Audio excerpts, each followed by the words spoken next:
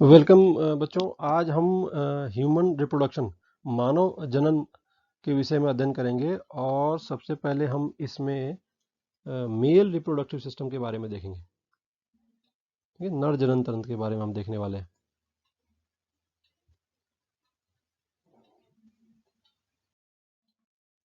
तो human reproduction या मानव जनन के बारे में थोड़ी सी कुछ बातें जान लीजिए।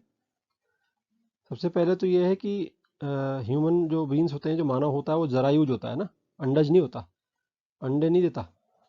तो ज़रा यूज होता है, विविपेरस होता है और उसमें हमेशा जो है लैंगिक जनन होता है, सेक्सुअल रिप्रोडक्शन का मेथड होता है।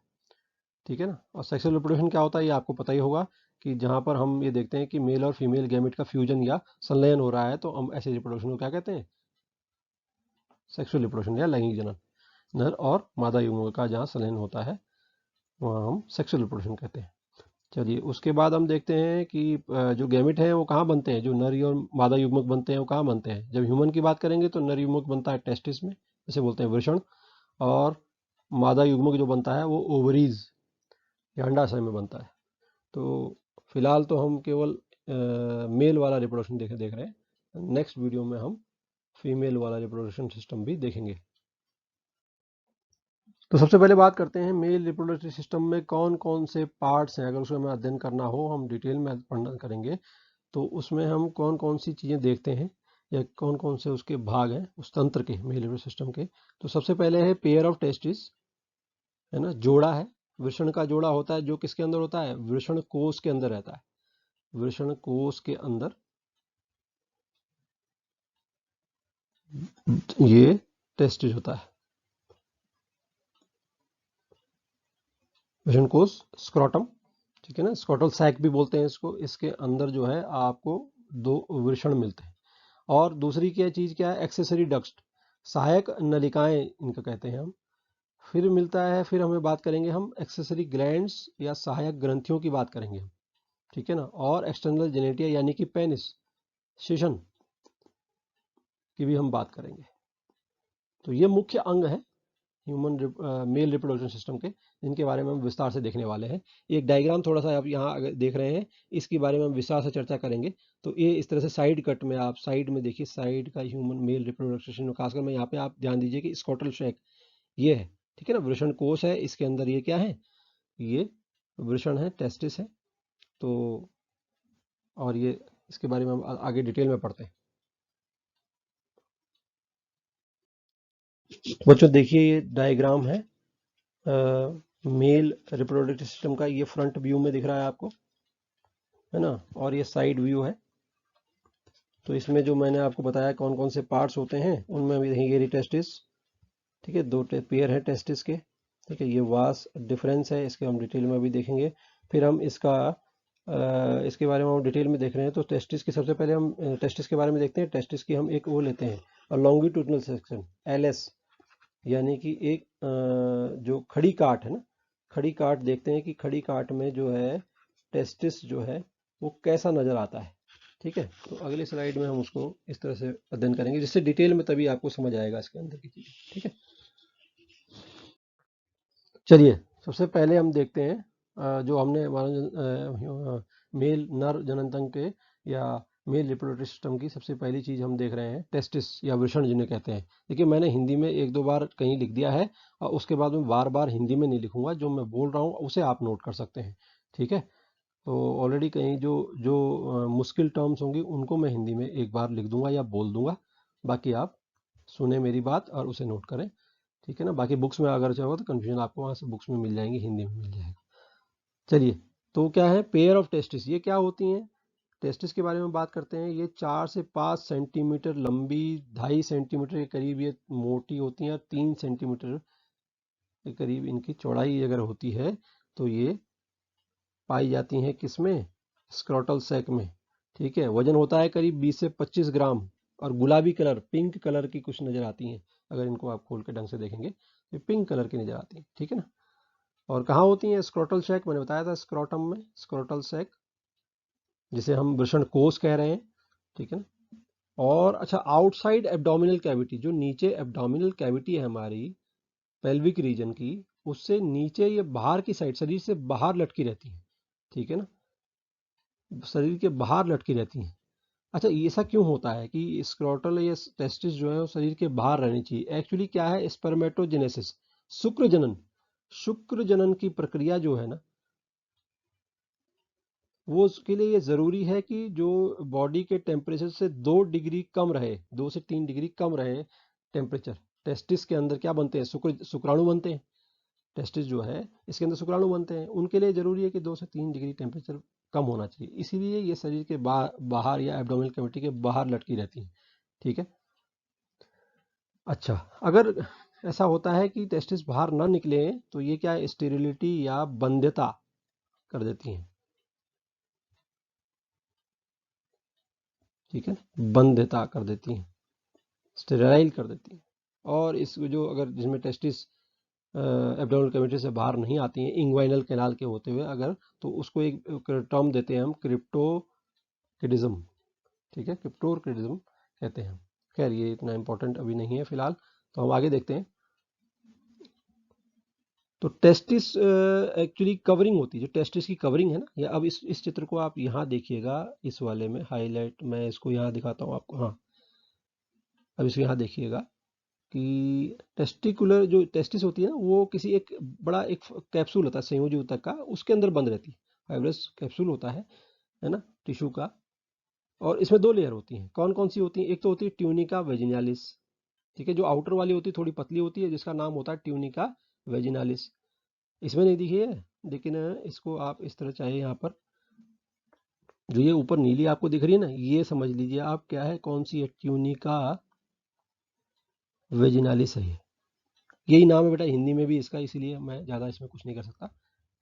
चलिए, और अगली होती है जो इनर होती है, वो थोड़ी थिक होती है, यहाँ दिख रही है ना, ये वाली जो थोड़ी थिक होती है, ये थिक होती है, इसे बोलते हैं ट्यूनिका एल्बुजिनिया, ट्यूनिका एल्बुजिनिया, ये वर्ड्स आपको याद रखने हैं, ठीक है।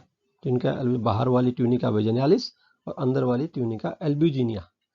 अच्छा, फिर क्या होता है खास बात की, ईच टेस्टिस, जो टेस्टिस होती है, हर एक टेस्टिस में क्या होता है, टेस्टिस में क्या होता है कि 200 से 400 कंपार्टमेंट्स होते हैं। कंपार्टमेंट्स माने ये समझिए आप, ये वाले, ये एक कंपार्टमेंट हुआ, ये दूसरा हुआ, है ना, इनका नाम हम बोलते हैं वृषण पिंडक कहते हैं इन्हें। क्या कहते हैं, वृषण पिंडक या टेस्टिकुलर लोब्यूल्स, ये लोब्यूल्स है, कंपार्टमेंट है, लोब्यूल्स है। इनके अंदर ये मैगी भरी हुई है, ये मैगी क्या है, ये मैगी नलिकाएं हैं, इनको बोलते हैं सेमिनिफेरस ट्यूब्यूल्स, सेमिनिफेरस ट्यूब्यूल्स या शुक्रजनन नलिकाएं। तो इन कंपार्टमेंट्स, इन पिंडकों के अंदर शुक्रजनन नलिकाएं या सेमिनिफेरस ट्यूब्यूल्स भरी रहती हैं, ठीक है। और डिटेल देखते हैं टेस्टिस की।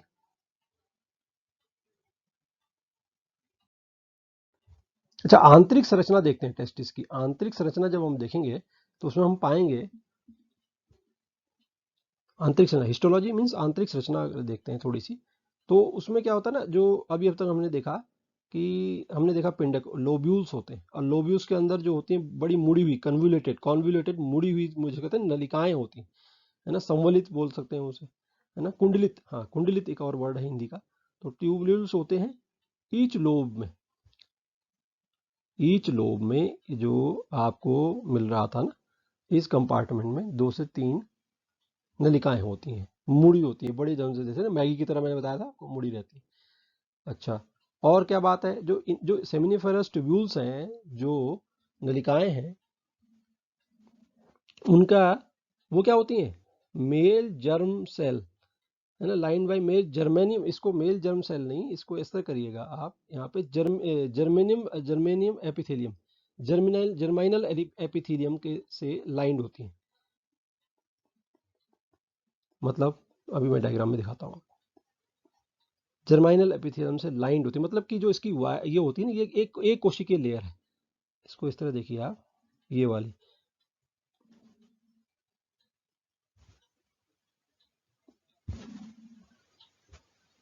ये वाली लेयर एक कोशिकीय एपिथेलियम, जर्माइनल एपिथेलियम है। जर्माइनल क्यों कह रहे हैं, जनन एपिथेलियम है। एपिथेलियम आपको पता है एक तरह का ऊतक होता है जो कई बॉडी के पार्ट्स को कवर रखता है, ठीक है। तो एक कोशिकीय होती हैं एक्चुअली, इसी से आगे आगे ये इसमें डिवीजन होता रहता है इन कोशिकाओं में, इस एक लेयर कोशिका में, और इसी से आगे जो हमारे शुक्रजनन या शुक्राणु बनते हैं। कैसे बनते हैं उसको हम डिटेल में वहां देखेंगे, लेकिन यहाँ भी आप देख सकते हो क्या हो रहा है। आप अगर यहाँ ध्यान दीजिएगा तो जैसे इससे पहला ये सेल बना मान लीजिए, तो ये क्या बना, स्पर्मेटोगोनियम बनता है। जब डिवीजन हुआ एक स्पर्मेटोगोनियम बनेगा। स्पर्मेटोगोनियम थोड़ा बड़ा हो जाता है तो ये बन जाता है, ये वाला कोशिका, जो ये वाली कोशिका है ये क्या है, मैं इसको दूसरे कलर से दिखाता हूँ, रुकिएगा। तो ये वाली है। फिर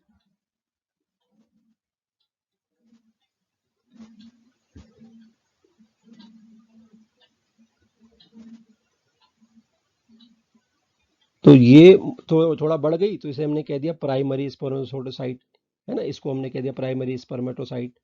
ठीक है, उसमें मियोटिक डिवीजन होता है, ये हम डिटेल में भी देखेंगे, लेकिन आप समझ लीजिए कि ये प्राइमरी स्पर्मेटोसाइट। फिर उसके बाद जो ये वाली इस तरह है ना, ये कैसा है, ये सेकेंडरी स्पर्मेटोसाइट का स्तर है। सेकेंडरी स्पर्मेटोसाइट के बाद ये वाला स्तर किसका है, स्पर्मेटिड्स का है। ठीक है, स्पर्मेटिड्स का है। और ये वाला है स्पर्मेटोगोनिया, जो स्पर्मेटिड्स का, और बाद में ये स्पर्म सेल्स हैं जो इनमें पूंछ लग गई है। ठीक है ना, तो आपको ये जनरली कितने समझ देखिए, 1 2 3 और 4, ये 5 लेवल आपको इसमें दिखाई देंगे जनरली, है ना। हो सकता है एक का दो एक दो इसमें और लेयर हो, लेकिन ये जनरली 5 तरह के जो कोशिकाएं आपको इसमें नजर आएंगी, और जो ये पूंछ वाले हैं यही फाइनल स्पर्म होते हैं। ठीक है ना। तो और एक और चीज खास नजर आएगी, हाँ एक और चीज ध्यान दीजिएगा, ये इसमें नजर आएंगे आपको सर्टोलाइज सेल। कौन से, ये सर्टोलाइज बहुत इंपॉर्टेंट है। ये सर्टोलाइज सेल्स है, ये वाला सर्टोलाइज सेल है, ये सर्टोलाइज सेल है ना, ये वाला भी सर्टोलाइज सेल है। इनका ये क्या करते हैं, इनका काम होता है जितने भी ये शुक्राणु हैं इनको वो पोषण प्रदान कर रहा है, न्यूट्रिशन प्रदान करता है, ऑक्सीजन प्रदान करता है ना। और क्या, एक हार्मोन सिक्रीट करता है, इन्हीबिन हार्मोन को वो सिक्रीट करता है, जो कि शुक्राणु को जो उनको डेवलप करने के लिए जो हार्मोन होता है उसका ये नियमन करता है। हम इसको बाद में देखेंगे, जब हम हार्मोन के विषय में पढ़ेंगे, उसका हार्मोनल कंट्रोल पढ़ेंगे, वहां देखेंगे इसको। ठीक है ना। तो अब देखते हैं, अच्छा एक और चीज देखिए, ये लेडिक सेल की बात कर रहा है, ये कहाँ होते हैं, इंटरस्टिशियल सेल या लेडिक सेल, जो क्या करते हैं, मेल हार्मोन या एंड्रोजन हार्मोन को सिक्रीट करते हैं, जिससे कि जो पुरुष में आवाज भारी होना, अगर आपको पता हो, द्वितीय जो सेक्सुअल कैरेक्टर्स होते हैं वो डेवलप होते हैं, है ना? आवाज भारी, कंधे चौड़े होना, है ना, ये भी एक टॉपिक है, हम इसको बाद में देखेंगे। तो लेडिक सेल कहाँ होते हैं, देखिए सर्टोलाइज सेल तो होते हैं, अगर इसको ये क्या था, ये था जो हमने सेमिनिफरस ट्यूब्यूल्स देखा था, उसकी ये अनुप्रस्थ काट थी। अनुप्रस्थ काट में हम देख रहे हैं किसको, हमने देखा था ये, हमने इसको देखा किसको, सेमिनिफरस ट्यूब्यूल्स की अनुप्रस्थ काट को देखा हमने, एक ट्रांसवर्स सेक्शन देखा। ठीक है ना। लेकिन जो लेडिक सेल होते हैं, मान लीजिए वो यहाँ होगा कहीं, है ना, ये किसके अंदर होता है, जो कंपार्टमेंट्स है ना, कौन से, जो उसमें जो बता रहा था कि 200 से 400 कंपार्टमेंट होते हैं, कंपार्टमेंट के अंदर सेमिनिफरस ट्यूब्यूल्स होते हैं। तो कंपार्ट के अंदर माने कि सेमिनिफरस ट्यूब्यूल के बाहर कुछ लेडी कोशिकाएं आपको इस तरह दिख जाएंगी, ये लेडी कोशिकाएं होंगी, और सर्टोलाइज सेल होंगे अंदर की तरफ। ठीक है, ये पूरा गोला है ना, ये तो पूरा कवर हो रहा है, इस गोले को इस तरह मानिए कि अब ये गोला है पूरा। ठीक है, ये पूरा इस तरह से गोल है। ठीक? तो इसको हमने ऐसे काट के देखा है, ये किसका देखा हमने, एक पर्टिकुलर नलिका जो मैगी तरह से उलझी हुई थी उसके अंदर, उसको हमने काट के देखा, और ये एक तरह से हमने उसके अंदर देखा, और बाहर की तरफ हमें लेडी कोशिकाएं मिलती हैं जो नर हार्मोन्स या टेस्टोस्टेरोन का स्रावण करते हैं या सिक्रेट करते हैं। चलिए आगे बढ़ते हैं। तो अब देखते हैं, अब हम देख रहे हैं एक्सेसरी डक्ट्स के बारे में। एक्सेसरी डक्ट्स, सहायक नलिकाएं कौन कौन सी होती हैं पुरुष के जनन तंत्र में। तो नलिकाओं की बात करें तो सबसे पहले इनमें कुछ जो ये लिखी है आप देखिएगा, रिटी टेस्टिस, वृषण जालिका, कौन कौन सी होती है देखिएगा, वृषण जालिका, वासा एफरेंशिया या डक्टस एफरेंशिया भी बोलते हैं इसको, शुक्र वाहिकाएं, देखिए ध्यान रखिएगा, वाहिकाएं, वाहिनी, वाहनियां सब अलग अलग है, तो इसलिए वाहिकाएं ये है वास एफरेंशिया, इंग्लिश में ज्यादा आसान है याद करना। और एपिडिडाइमस जिसे बोलते हैं अर्धिवृषण। फिर है वास डिफरेंस, शुक्र वाहिनी, देखो आगे ना वाहिनी है, शुक्र वाहिनी है, और वो होता है वाहिका है, तो ये ध्यान रखिएगा। चलिए अब देखते हैं, एक एक को देखते हैं इसको। तो रिटे टेस्टिस क्या होता है, या वृषण जालिका, जालिका जैसे समझ रहे हैं ना, हिंदी में ये नाम ही जालिका है, जाल सा बनाता है, एक जाल है, नेट बनाता है, किसका, कुंडलित, कुंडलिट्स, जो ये सेमिनिफेरस ट्यूब्यूल्स हैं इन्हीं की जालिका है। इनकी जो सेमिनिफेरस ट्यूब्यूल्स हैं हमारे, ये शुक्र जनन की नलिकाएं हैं, सेमिनिफेरस ट्यूब्यूल्स।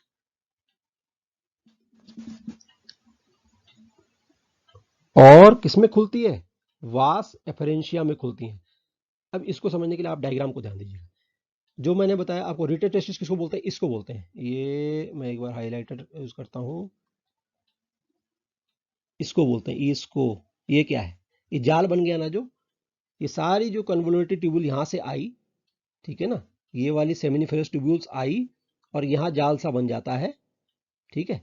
तो इसको ही हम बोलते हैं रिटेड टेस्टिस, ठीक। फिर इससे क्या होता है, 15 से 20 के करीब जो कन्वोल्यूटेड संवलित नलिकाएं जिनको हम वास एफरेंशिया कह रही हैं, वो निकलती है। तो वास एफरेंशिया कौन सी है? ये वाली, ये, ठीक है। ये सारी जो है वास एफरेंशिया है, जो किसमें जा रही हैं बाद में? एपिडिडाइमस, जो ये रीजन है ना एपिडिडाइमस, इसको एपिडिडाइमस कहते हैं, ये वाला, ठीक है। ये वाला रीजन इसको एपिडिडाइमस कहते हैं, ठीक। तो अगर एक तरह से मैं यहाँ पे लिखूँ आपके लिए या बोलूँ मैं, सबसे पहले तो आपको मिलती है कौन सी? Seminiferous tubules. सेमिनिफेरस ट्यूब्यूल के बाद बना रिटेड टेस्टिस, ठीक है ना। उसके बाद बना क्या, बताओ? उसके बाद बनेगा ये वाला, क्या बोलते हैं, वास एफरेंशिया, एफरेंशिया। और एफरेंशिया जाके खुलेगा किसमें? एपिडिडाइमस में, एपिडिडाइमस। और एपिडिडाइमस जाके खुलता है वास डिफरेंस में, ये याद रखना, ठीक है। वास डिफरेंस, ठीक है। सेमिनिफेरस, रिटेड टेस्टिस, वास एफरेंशिया, एपिडिडाइमस, फिर वास में शुक्रवाहिनी या वास डिफरेंस। तो एपिडिडाइमस, अब देखते हैं एपिडिडाइमस क्या होता है ना। अगली जो वाहिका है एपिडिडाइमस। एपिडिडाइमस क्या है एक्चुअली? होता तो ये लगभग कितना है, 6 मीटर लॉन्ग होता है, बहुत लंबा है, लेकिन महाकुंडलित हो जाता है ना, कन्वुलेटेड हो जाता है बहुत ज़्यादा। ये देखिए यहाँ पर, ये इस तरह से कितना ज़्यादा आपको दिख रहा है ना, कन्वुलेटेड है ये। तो 4 सेंटीमीटर के करीब होता है और कॉमा शेप होता है। जैसे देखिए आप, कॉमा लग रहा है, कॉमा सा लग रहा है, जैसे हम कॉमा यूज़ करते हैं ना, ये वाला ऐसे करते हैं, तो ये कॉमा सा शेप बन जाता है, ठीक है। ये कॉमा शेप बन जाता है इस तरह से। हम इसको, इसमें 3 पार्ट होते हैं। अगर इसको भी देखना हो, एपिडिडाइमस को भी हम डिटेल में देखें, तो इसमें 3 पार्ट होते हैं। एक तो होता है हेड पार्ट, इसका नाम हमने, जो हेड है इसका सिर वाला जो सबसे ऊपर का, इसमें महाकुंडलित, ये सबसे ज़्यादा कुंडलित यही होता है ना। तो इसमें ये जो पार्ट है इसको बोलते हैं कैपूट, क्या कहते हैं? कैपूट एपिडिडाइमस, ठीक है। कैपूट एपिडिडाइमस कहते हैं। और दूसरी पार्ट है कॉर्पस एपिडिडाइमस, कॉर्पस एपिडिडाइमस,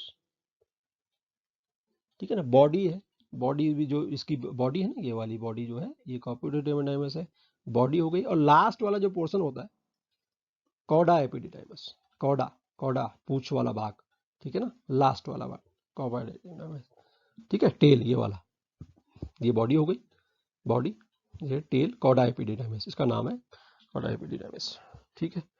अच्छा, इसका काम क्या होता है?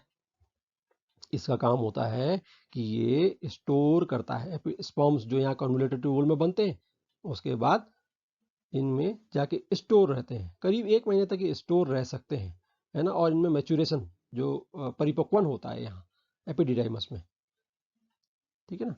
और इसे एक और फंक्शन है, जो इसकी वॉल्स होती हैं ना, जो इसकी इनर लाइनिंग्स होती हैं, किसकी? एपिडिडाइमस की इनर लाइनिंग्स जो होती हैं, वो और करते, उनमें जो कोशिकाएं होती हैं वो स्यूडो स्ट्रेटिफाइड, मैं कहीं लिख देता हूँ आपके लिए, या किसकी बनी होती हैं? स्यूडो स्ट्रेटिफाइड, स्ट्रेटिफाइड एपिथीलियम की बनी होती हैं, स्यूडो एपिथेलियम की बनी होती हैं। और उनका एक और फंक्शन ये होता है कि जितने भी जैसे ओल्ड स्पर्म हो जाते हैं, वो डिस्टिंग या टूट जाते हैं, खराब हो जाते हैं, उनका लिक्विड जो उसको ये मतलब एब्जॉर्ब कर लेते हैं या डिजॉल्व करते हैं, हटा देते हैं उसको, ठीक है ना। ये एक और इसका काम है, मतलब कि जो बेकार हो रहे हैं ना, उनके उनको ये, जो वो टूट जाते हैं या खराब हो जाते हैं, तो उनके लिक्विड को ये एब्जॉर्ब कर जाता है। कौन? एपिडिडाइमस की कोशिकाएं, जो इनर लाइन में होती हैं एपिडिडाइमस की, ठीक है। तो ये भी एक और इसका फंक्शन है। चलिए नेक्स्ट से देखते हैं, इसी को आगे आगे कंटिन्यू करते हैं। अच्छा, एपिडिडाइमस कहाँ खुलती है? अब ये देखो एपिडिडाइमस कहाँ खुल रही है। एपिडिडाइमस खुलती है सीधा मेन शुक्रवाहिनी, यानी कि वास डिफरेंस, ठीक है ना। ये है वास डिफरेंस या डक्टस डिफरेंस, ये वासर डिफरेंस, ठीक है ना। तो वास डिफरेंस ये करीब 45 सेंटीमीटर लंबी होती है और ऊपर जाके इंग्वाइनल कैनाल एब्डोमिनल तक जाती है ये, है ना। इंग्वाइनल कैनाल से होते हुए क्या करती है, कंबाइन करती है, उसके बाद ये आती है क्या बोलते हैं, मूत्रा जो क्षय होता है उसके ऊपर से आती हुई है सेमिनल वेसाइकल, अभी हम इसके बारे में देखेंगे, उसके साथ मिल जाती है और इजाकुलेटरी डक्ट स्खलन वाहिनी बनाती है। और फाइनली ये किस पे, फिर ये जो स्खलन वाहिनी जो है इसमें खुल जाती है, यूरेथ्रा में खुल जाती है। ठीक है, इसको देखेंगे, अभी आगे देखते हैं। चलिए, अच्छा एक और चीज़ इसमें वास डिफरेंस के बारे में जब हम बात कर रहे हैं कि वास डिफरेंस की जो इनर लाइनिंग होती है, मतलब कि इन ट्यूब्स की, ये भी ट्यूब ही तो है, नलिका ही तो है, इनकी जो अंदर लाइन इनर जो इनकी दीवारें होती हैं बड़ी मोटी होती हैं और किसकी बनी होती है, स्यूडो स्ट्रेटिफाइड, जो मैंने अभी भी वहाँ भी बोला, स्यूडो स्ट्रेटिफाइड एपिथेलियम की बनी होती है। अच्छा, इनमें तरंग गति करने की क्षमता होती है, तरंग गति करने की क्षमता होती है वास डिफरेंस की नलिकाओं में, जिससे क्या होता है, स्पर्म को ये आगे फॉरवर्ड करती है ना, आगे ठिलाती हैं, आगे ठिलाएंगे, इधर ठिलाएंगे, इधर ठिलाएंगे, इधर ठिलाएंगे, ऐसे करके। ठीक है ना, पेरिस्टाल्टिस ये कई जगह होता है, हमारी फूड पाइप में भी ऐसा होता है जिससे कि भोजन नीचे की तरफ जाता है। इसी तरह से यहाँ पर ये इसको स्पर्म्स को इसमें आगे ठिलाती है। इसी तरह से फिर एक और नलिका की बात करते हैं हम, जिसे बोलते हैं यूरेथ्रा। यूरेथ्रा इसको हम कहते हैं कि मूत्र मार्ग हिंदी में। मैं एक बार चेक कर लेता हूँ, हाँ जी, तो मूत्र मार्ग कहते हैं। ये करीब 20 सेंटीमीटर होती है। कहाँ से, यूरिनरी ब्लैडर, यूरिनरी ब्लैडर तो उसका पार्ट नहीं है, लेकिन यूरेथ्रा हमारे जेनिटल का सिस्टम का पार्ट है ना। यूरेथ्रा उसमें तो इसमें पेशाब जमा रहता है, यूरिनरी ब्लैडर आपको ध्यान हो, ठीक है ना, किडनी से जब छनने के बाद पेशाब जमा हो जाता है ना। तो अच्छा, यूरेथ्रा जो है इजैकुलेटरी डक्ट के साथ कंबाइन हो जाती है, इसको अब अभी देखेंगे एक डायग्राम में। और फिर में आती है फाइनल जो यूरोजेनेटल कैनाल। इसमें ये समझने वाला है कि देखो हमने लिखा है मूत्र और जनन, यूरोजेनेटल, इसका मतलब है कि जनन और मूत्र नलिका दोनों यहाँ पे कंबाइन हो जाती है और फाइनली वो पेनिस से होके बाहर की तरफ आती है। तो ये खास बात है, स्त्रियों में जो होता है, जो मूत्र नलिका और जनन नलिका दोनों अलग होती हैं, जबकि मेल में मूत्र नलिका और जनन नलिका एक ही हो जाती है, ये ध्यान रखें। तो नेक्स्ट देखते हैं, अब आते हैं, हाँ अब ये देखिए एक्सेसरी ग्लैंड्स के बारे में हम देखेंगे, है ना, जो हमारी ग्रंथियां हैं, है ना, जनन मेल जनन तंत्र की ग्रंथियां के बारे में हम देखते हैं। सबसे पहली ग्रंथि है हमारी, फटाफट हम इसे देखते हैं, शायद थोड़ा वीडियो लंबा हो रहा है। प्रोस्टेट ग्रंथि, इसको यहाँ ध्यान दीजिए, प्रोस्टेट कहाँ है, ये लाल वाला है ना, ये लाल वाला जो है ये प्रोस्टेट है, ये वाला प्रोस्टेट है, ठीक है। और इसके बारे में क्या खास है, तो प्रोस्टेट एक्चुअली जो वीर्य होता है, सीमन होता है मेल का, उसको वो जो होता है उसका 20 से 30% करीब जो है वो प्रोस्टेटेड ग्लैंड की का द्रव होता है, वो सिक्रीशन होता है, ठीक है ना। जो इसका सिक्रीशन होता है, जो इसका द्रव होता है, जो ये सिक्रीट करता है ये ग्लैंड, इसका ये करीब एसिडिक होता है, अम्लीय होता है, ठीक है ना। और इसका काम क्या है, इसका मुख्य काम होता है ये इसको सक्रिय करता है, ये एक्टिवेट करता है स्पर्म्स को, क्या करता है, स्पर्म्स को एक्टिवेट करता है, प्रोस्टेट ग्लैंड्स, ठीक है ना। और इसमें क्या होता है, प्रोटीलाइटिक कुछ एंजाइम्स होते हैं जिनमें हाइलुरोनिडेज है, हाइलुरोनिडेज है, एमाइलेज है, कई तरह के एंजाइम भी इसमें पाए जाते हैं। खैर मुख्य तौर पे मैंने आपको बता दिया, है ना। तो ये, और इसमें क्या क्या होते हैं, सिट्रेट्स होते हैं, फॉस्फेटेज होते हैं, है ना, फॉस्फेट्स होते हैं। तो ये प्रोस्टेट ग्रंथि के जो श्रावण होता है, जो सिक्रीशन होता है, उसमें पाए जाते हैं, ठीक है। इसका मुख्य काम क्या है, स्पर्म को एक्टिवेट करना है, उसे उत्तेजित करना है, सक्रिय करना है। चलिए, अच्छा ओल्ड एज में कई बार होता है ये प्रोस्टेट जो है ना बढ़ जाती है, इसमें सूजन आ जाती है, तो इससे क्या होता है कि आपने देखा होगा कि बुरे बुजुर्गों को जो पेशाब में थोड़ा परेशानी होती है, या बहुत देर तक पेशाब आता नहीं है, या रात को बार बार पेशाब जाना पड़ता है, तो ऐसी प्रॉब्लम हो सकती है। तो वो किसी कारण हो सकती है, इस कारण भी हो सकती है कि वो प्रोस्टेट ग्रंथि बढ़ गई है इनकी, ठीक है ना। चलिए खैर, ये अलग से होती। आगे नेक्स्ट पे आते हैं, हमारा बल्बो यूरिथ्रल ग्लैंड। तो बल्बो यूरिथ्रल ग्लैंड को हम एक और नाम देते हैं कॉपर्स ग्लैंड, बेटा हिंदी में भी ऐसा ही है और उसमें भी ऐसा ही है, बल्बो यूरिथ्रल और कॉपर्स, कॉपर साइंटिस्ट जिन्होंने कहा हुआ उनके नाम पर कॉपर्स ग्लैंड, ठीक है, ग्रंथि। तो इसका क्या होता है, इसका जो सिक्रीशन होता है वो क्षारीय होता है, जैसे उसका तो बेसिक था, इसको क्षारीय, अगर मैं सही लिख रहा हूँ, क्षारीय, क्षारीय बेसिक, है ना, अम्लीय और क्षारीय वाला। तो बेसिक होता है और हेल्प क्या करता है, लुब्रिकेशन, चिकना करने के लिए। जो वीर्य में चिकनापन होता है वो किसी कारण होता है, बल्बो यूरिथ्रल ग्लैंड की सिक्रीशन के कारण होता है। और कहाँ है, कहाँ, यहाँ देख लीजिए इसको, डायग्राम में हम देखेंगे छोटे से ये जो दाने से लग रहे हैं मटर के दाने से, ये बल्बोयुल्सन ग्लैंड, ये कॉपर्स ग्लैंड, ठीक है। तो प्रोस्टेट हमने देखा, कोलकोन देख लिया। अगर तीसरा ग्लैंड है जो लास्ट इसमें बहुत इंपॉर्टेंट, वो है ये वाला ग्लैंड, ठीक है, ये वाली ग्लैंड है, ये ग्लैंड है, और जिसे बोलते हैं हम शुक्राशय या सेमिनल वेसिकल। देखिए 80% जो सीमेन का होता है। अच्छा सीमेन क्या होता है, सीमेन को देखने के लिए आप समझिए कि सीमेन क्या है। सीमेन जो है यहाँ ये नीचे सबसे लास्ट लाइन में दिखा है, मतलब ये सारी ग्लैंड्स की सिक्रेशन, सारी ग्लैंड्स की जो है सिक्रेशन, जो भी इसका श्रावण है, प्लस उसमें अगर स्पर्म भी मिल जाते हैं, प्लस जो स्पर्म मिल जाता है तो उसको हम बोलते हैं सीमेन, वीर्य, ठीक है ना। तो वीर्य का लगभग 80% भाग जो है ना, जो इसमें है वो सेमिनल वेसिकल का श्रावण होता है।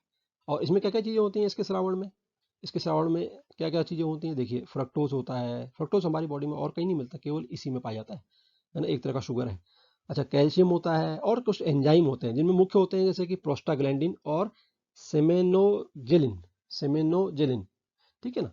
काम क्या होता है, फ्रक्टोज तो एनर्जी को प्रोवाइड करता है शुक्राणुओं को।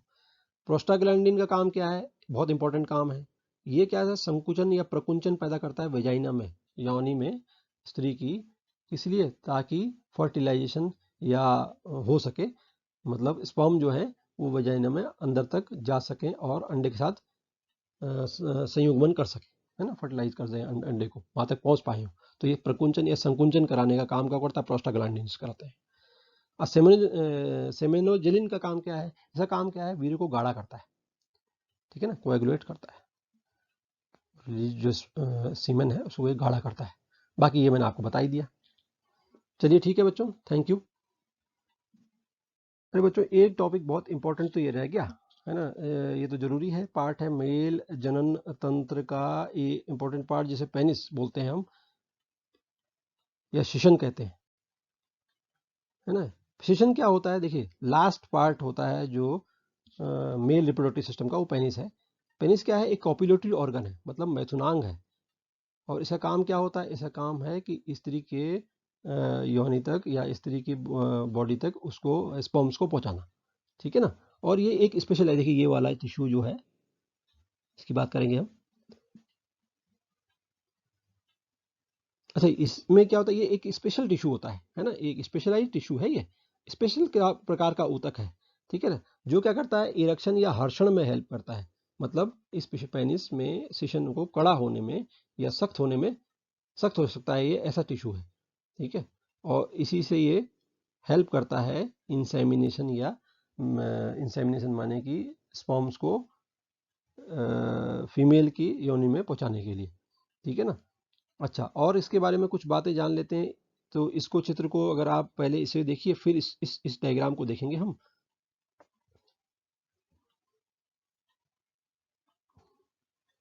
इस डायग्राम को देखेंगे, पहले इस डायग्राम को देखते हैं। तो इसमें देखो 3 कॉलम्स होते हैं, इरेक्टाइल टिश्यू के 3 कॉलम्स होते हैं, इसमें पट्टिकाएं या सिलेंडर्स बोल लीजिए, 3 लेवल होते हैं। कौन कौन से होते हैं, इसको इस तरह देखिए, देखिए ये वाला, जो ये वाला, ये वाला, ये वाला, इसे बोलते हैं कॉर्पस या कॉर्पोरा कैवर्नोसा, क्या कहते हैं, कॉर्पोरा कैवर्नोसा, ये दोनों ही है, ठीक है ना। कॉर्पोरा, ये नीचे लिखा है कॉर्पोरा कैवर्न, ये ठीक है। और एक ये वाला होता है, इसे बोलते हैं कॉर्पोरा, कॉर्पोरा स्पॉन्जियोसा, ये लिखा हुआ है देखिए, कॉर्पोरा स्पॉन्जियोसा, ठीक है। और ये यूरेथ्रा इस वजह से गुजर रहा है। बाकी ये सब क्या है, ये आर्टरीज और वेन्स हैं जो इसको ब्लड सप्लाई कर रही हैं। और इसमें खास बात क्या है, इसमें खास बात ये होती है कि इसके अंदर ना, इसके अंदर बहुत सारे कोटर होते हैं या साइनस होते हैं जिनमें ब्लड फिल हो सकता है, और वही ब्लड जब फिल होता है तो ये कड़ा हो जाता है, हर्षण कर सकता है, ठीक है, ठीक है, हर्षण होता है, टाइट हो जाता है, तो इसमें ब्लड जब फिल हो जाता है, वो कोटर इनको बोलते हैं साइनस कोटर, ठीक है ना, उनमें ब्लड फिल हो जाता है, तो ये ऐसा होता है, ठीक है। और यहाँ देखना हो तो ये देखिए, इसमें और कोई खास बात है जो पेनिस की, वो ये है कि ये रहा, देखिए ये हरा वाला जो रीजन है, ये जो अंदर की तरफ आ रहा है, ये हरा वाला रीजन है, ये कॉर्पोरा जो हरा वाला है, ये तो है कॉर्पोरा स्पोंजियसम, ये बाहर का या ऊपर के, बाहर नहीं बोलना चाहिए एक्चुअली, ऊपर के होता है। अगर इसकी स्किन के अंदर फोल्ड देखें तो ये डॉर्सल साइड में तो होता है ये कैवर्नोसा, ठीक है ना। और जो वेंट्रल साइड में होता है, वेंट्रल साइड में होता है ये जो हल्का हरा रंग जो आपको दिख रहा है, ठीक है। इसको ये स्पॉन्जियोसम है, ऊपर डोर्सल साइड में होता है कैवर्नोसम, ठीक है। और जो यूरेथ्रा है देखिए इसके बीच से गुजर रही है। अच्छा, इसके आगे का भाग जो ये थोड़ा सा फूला हुआ है, इसको हम कहते हैं ग्लांस पेनिस। यहाँ लिखा है, हाँ लिखा है, ये देखिए ग्लांस पेनिस, ठीक है ना, ग्लांस पेनिस, ये इसी का भाग है स्पॉन्जियोसम का, इससे आगे जाके फूल गया है। और इसकी जो स्किन होती है, जो इस पे ग्लांस पेनिस चढ़ी होती है, उसका नाम होता है प्रिपूस, फोर स्किन जो इसकी होती है, ठीक है ना, प्रिपूस, ठीक है। चलिए, तो अब यहाँ समाप्त होता है ये मेल रिप्रोडक्शन, ठीक है ना। Thank you.